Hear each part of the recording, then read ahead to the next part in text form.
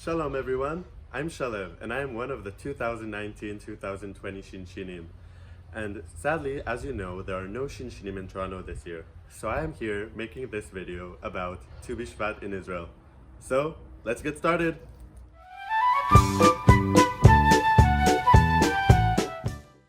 As you know, I am an Israeli, and as an Israeli I get asked a lot, isn't Israel a huge desert?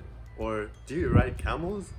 Now, Israel does have a desert, and this desert behind me takes almost 60% of Israel's land, and only 8% of the population live here. And yes, we do have camels, but I think I can talk on behalf of all of us when I say that we prefer taking the car, bus, or train.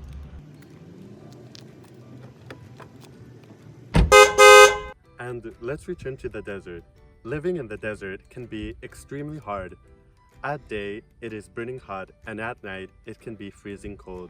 And the lack of rain doesn't make it any better, because it makes it harder to grow things like vegetables and fruit. As you know, Canada is a huge country. It's the second largest by size. But Israel is a small country.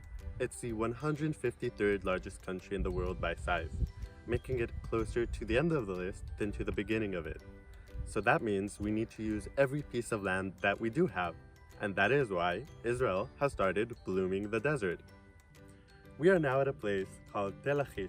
This place is 3,000 years old, and it was the second largest city in the Kingdom of Judea, right after Jerusalem.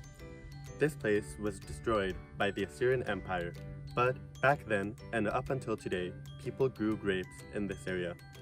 So today, we are going to visit a vineyard not far away from here, in a moshav called Lachish, to see what Israel is doing in order to bloom the desert. So, let's go! So, we are now here in Moshav Lachish with a farmer called Dudu. So, Dudu, do you want to tell us what do you do here?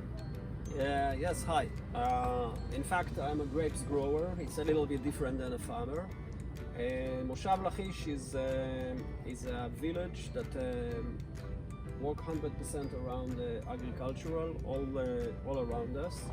We are specialized in table grapes, and apparently it seems like historically we are based near the old city of Lachish, which was ruined about 800 BCE, and evidence shows that the Jewish at that time used to grow table grapes in here.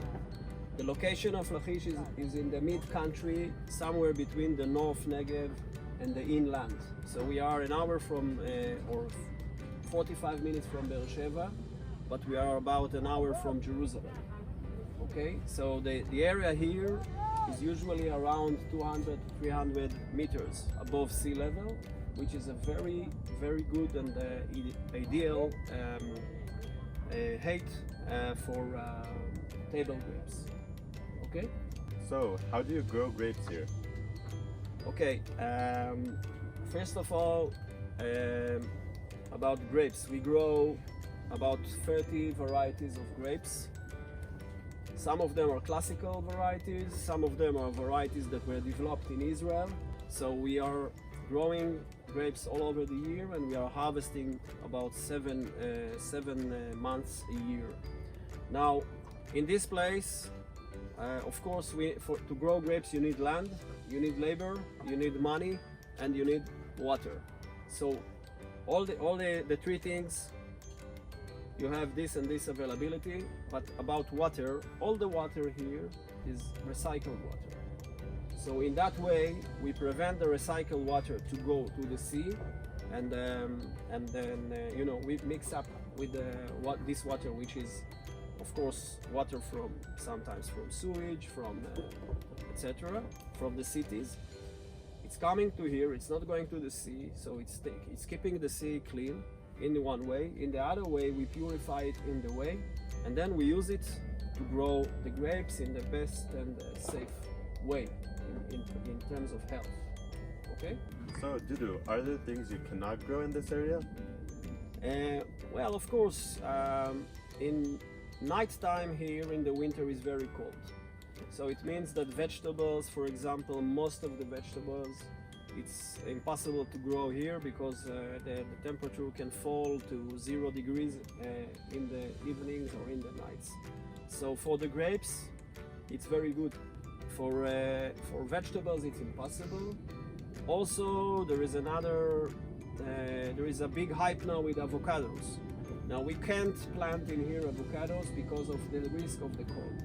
So what we do in here is mainly grapes. We grow also flowers or green leaves as a fillet for bouquets, and this is also been exported to Netherlands, most of it. Okay? Do you prefer living somewhere else? Not at all. I choose to live in here. The life of farming or growing, you know, you live in a circle, you live with the nature. My home is here, my house is here. It's very close to the fields, and this kind of work is a way of life. It's not a job like any other job. It's a kind of a way of life. So Dudu, can we maybe try some of the grapes? Yes, of course. This is making me happy. Here, it's a professional cutter. Thank you. Beautiful. Well, thank you so much for the grapes. You're welcome. Labriut. So I would like to thank you, Dudu, for hosting us.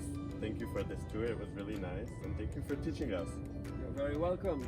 Visiting the Negev was fun, but now I want to talk about what Tu Bishvat really is. In Israel, many people call this day Rosh Hashanah Lailanot, which literally means the New Year of trees. And many people treat this day as an ecological awareness day, and many trees are planted across the country as a way of celebration, including this tree behind me that I helped planting a few years ago on Tu Bishvat. Did you know that Israel desert used to be way bigger, but Israel is shrinking it by planting forests? In the 19th century, Israel had 0 forests, but today, Israel has more than 280 of them.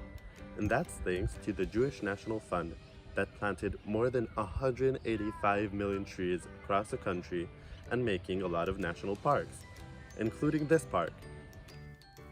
This national park is called Canada Park. And now you might be wondering, why is it called after your country?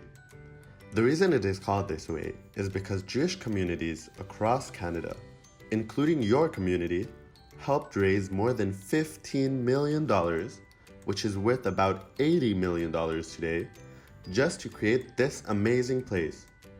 Today, donation by Canadian Jews to the Jewish National Fund are used in order to preserve this amazing park.